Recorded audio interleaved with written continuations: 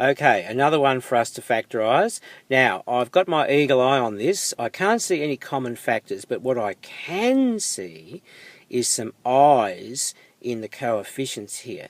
And there's another one there, look. Now, when this happens, and you've got an even number of terms here, it's time for you to have a look to see whether you can group them.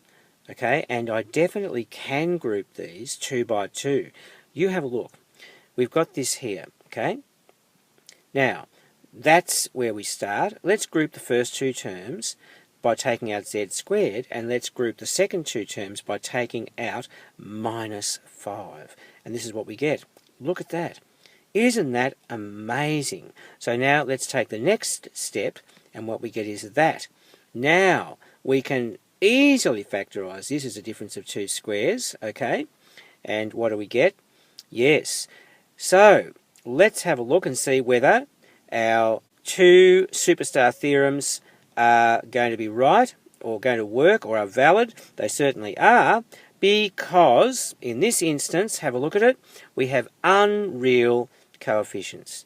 Therefore, the conjugate root theorem doesn't work. Although we've got three linear factors from a cubic, the conjugate theorem does not work. Yeah? Because we've got, look, see, these are not complex conjugates. They're just real numbers, and this is the only unreal factor here, z minus I. So no complex conjugate pairs, yeah? Isn't it amazing the way this works? It's awesome. Now, another one. What's this? We've got a pz polynomial here. We have to show that this is a factor of p of z, and then we have to find all the linear factors of pz. A very, very typical question, let me say, and I'm going to show you how to do it, and you have to learn this and learn it well, because it can come up anytime, particularly in a non-technology setting. Okay, the first one is very easy to show. We just use the factor theorem or remainder theorem to show that it is a factor, that this thingy here is a factor of p of z. So, what have I said here? If z minus, and I'll put a bracket there, 1 plus root 5i in the brackets is a factor, then we know that p of this value would come out to be 0. And therefore, if it does come out to be 0, then we've proved that this z minus 1 minus root 5i is a factor. Yeah? So let's go for it now. Therefore, p of this would be this cubed minus this squared plus 4 times this plus 6. Now, I'm going to expand that out using the formula for the binomial expansion of a cubic, which you should know. I hope you know. You better go and find out if you don't. Then I'm going to expand this quadratic, and then we'll see where we end up, yeah? Okay, so this is what I get. This plus 3 times this minus this is from my cubic binomial expansion, this one here, yeah? Minus the quadratic expanded, so it's 1 plus 2 times root 5i minus, now what is that, where did that come from? Well, it's this thing squared, so that's 5 I squared, which is minus 5. Yeah? Convinced? Very good. That's the rest of it. Now, you're going to watch some amazing things happen here. I've just got rid of that bracket from the quadratic. Now, mercifully, it all cancels out. You have a look. The I terms, okay, what have we got? 3 of those minus 5 would be minus 2. Minus 2 minus another 2 is minus 4, and then we've got plus 4. Bingo! Now let's do the constants, the real constants here. So we've got 1, minus 15 is minus 14, minus 1 is minus 15, that's minus 10, minus 6, 0. Magnificent. So it comes to 0, and therefore we've just proved it. We've just proved, using the factor theorem, that z minus 1 minus root 5i is a factor, haven't we? Good. So now let's move on to part B. Now this is a technique I need you to learn very well, okay? We have to find all the linear factors of p of z. We're going to assume that we are in a non-technology setting.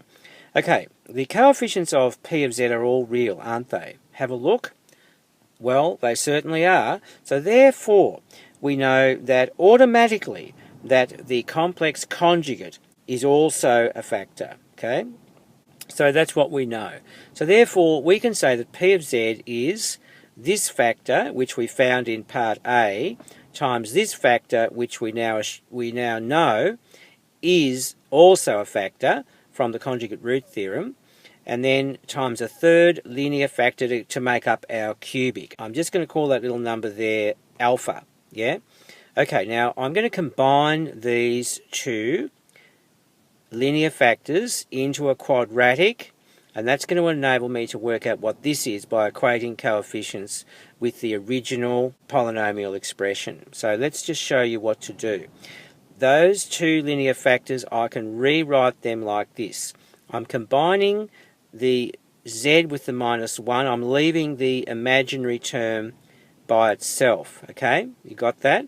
So z minus 1 in brackets minus root 5i times z minus 1 in brackets plus root 5i times the third factor. Now, what I'm going to do now, you see I've got a difference of two squares, so it's very, very easy for me to expand that. It's just the first one all squared minus 5i squared, which of course is plus 5, isn't it? Okay, so this is really, really important that you know how to do this. I've expanded this and I've added the 5, so I've really got z squared minus 2z plus 6 times z minus alpha. Now, it's time to do our magic trick. We know that the original polynomial expression equals that. Now, can you see that this term multiplied by this term here, the trailing terms in both brackets must multiply to get plus 6? Yeah? That's what I'm saying. Therefore, if you equate coefficients, you would know that the linear factor here, this factor here, must be z plus 1, because the plus 1 times the plus 6 gets you the plus 6 over here. Yep? Okay. So therefore, we've done it. Ladies and gentlemen, we've done it. The linear factors of P of z are, okay, z minus 1 minus root 5i, and then the conjugate pair, z minus 1 plus root 5i times z plus 1. Now we've got our little asterisk here for doing our check on the two superstar theorems.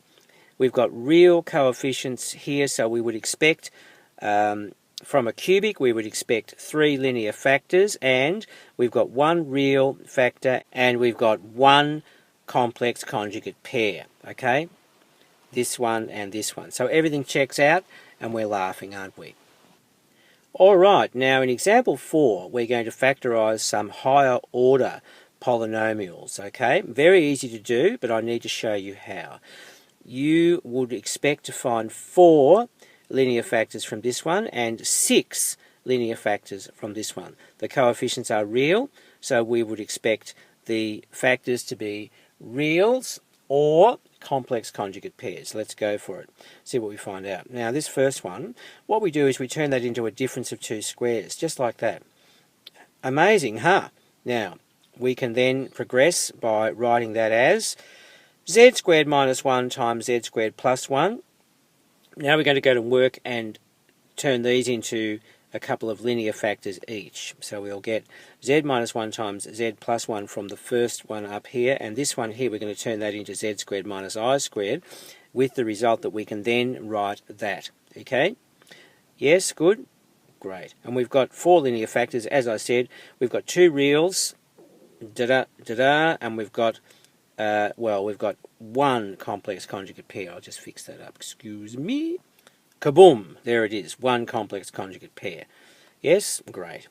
Now part B, this is the big daddy-o with z to the 6 in it, so we expect to find 6 linear factors. It's pretty easy to do, don't be afraid.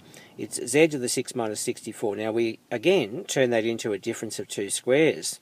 Magnificent. So what do we do with that? Well, we can just write that like that. Now, this is a difference of 2 cubes, because 8 is 2 cubed. This is a sum of 2 cubes, and I hope you know the way to factorise a difference or a sum of 2 cubes. If you don't, you better refresh your memory.